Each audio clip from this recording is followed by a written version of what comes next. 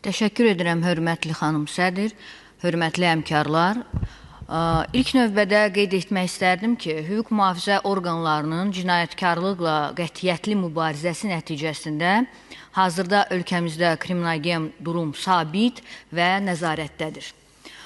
Bugün Azərbaycan Respublikası Prezidenti tərəfindən təqdim edilən qanun layihəsi silahla, döyüş sursatı, partlayıcı maddələr və qurğularla davranma, onların dövriyyəsi sahəsində ictimai təhlükəsizliyin gücləndirilməsi məqsədini daşıyır.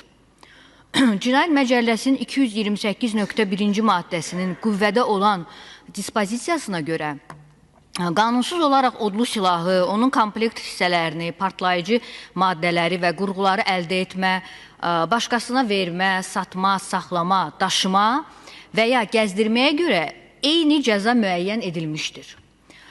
Təqdim edilən qanun layihəsində isə qanunvericilik təşəbbüsü subyekti bu silahların qanunsuz dövriyyəsinə görə mübarizəni gücləndirmək məqsədi ilə məhz bu silah və sursatların qanunsuz satışını digər tövsif edici əlamətlərdən ayıraraq 228.3-cü maddəni yeni redaksiyasında və müvafiq olaraq nisbətən daha ciddi sanksiya ilə nəzərdə tutulmasını təklif edir.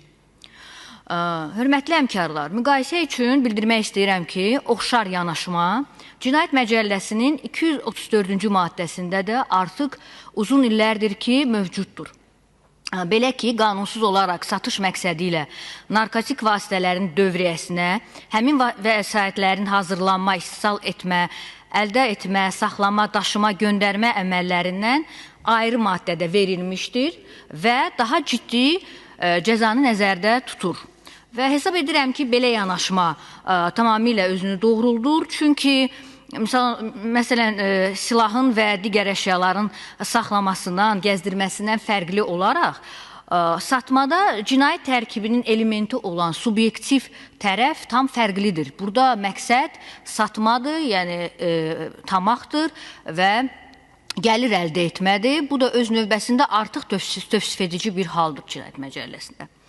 Və eyni zamanda qeyd etmək istəyirəm ki, Cinayət Məcəlləsinin 228-ci maddəsinin təklif olunan yeni redaksiyasında ilk dəfə olaraq, qanunsuz olaraq odlu silah, onun kompleks hissələrinin, döyüş sursatı, partlayıcı maddələrin və qurğuların mediadan, o cümlədən internet informasiya ehtiyatlarından və ya informasiya telekommunikasiya şəbəkələrindən istifadə etməklə satılması ağırlaşdırıcı hal kimi də müəyyən edilmişdir.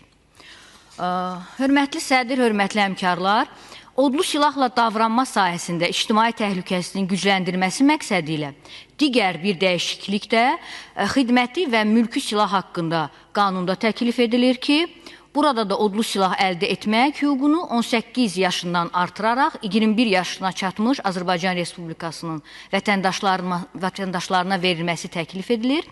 Bu təklifdə hesab edirəm ki, silahla davranmada psixoloji yaş xüsusiyyətlərinin nəzərə alınmaqla çox müsbət dəyişiklikdir və bütün həmkarlarımı bu qanun layihəsinə səs verməyə dəvət edirəm. Diqqətiniz üçün təşəkkür edirəm.